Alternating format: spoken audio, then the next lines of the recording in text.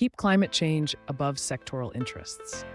The world is witnessing a spate of conclaves and consultations to address climate change, an unprecedented trailblazing occurrence ever experienced in history.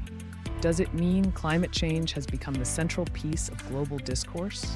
In this latest episode, TrendsNAfrica.com and Africa4U take a close look at some developments and how we have responded to these challenges, keeping the best interest of the global community, especially the continent of Africa, which is the least polluter but the most affected region because of the grossly climate mismanagement.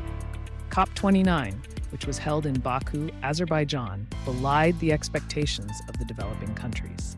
Against a meaty demand for climate funds of $1.3 trillion by 2035, to ward off the sinister impact of climate change through adequate and timely funding to usher in a global green environment, what was committed was hugely inadequate funding of $300 billion by 2035.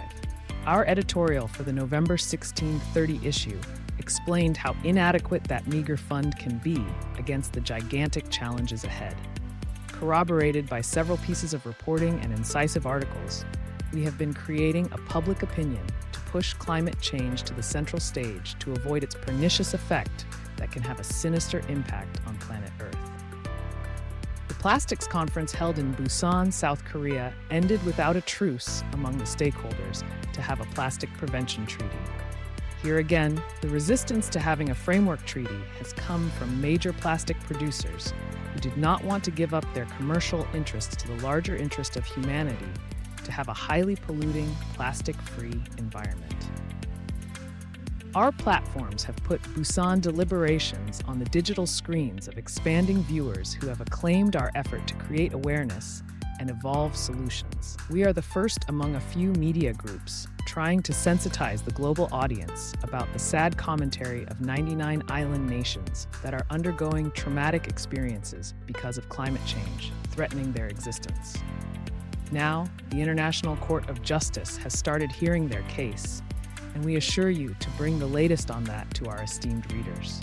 Last but not least, we are streaming daily deliberations of COP16, the euphemism for countries affected by desertification, particularly in the Sahel region, characterized by poverty and militancy, currently in session in Saudi Arabia's Riyadh. We take pride in assuming the role of a catalyst for positive and affirmative change that can spur global growth and in the process help the African region to get its due bypassed due to years of economic and commercial neglect. Support and patronize us, TrendsNAfrica.com and Africa4U, to serve you better.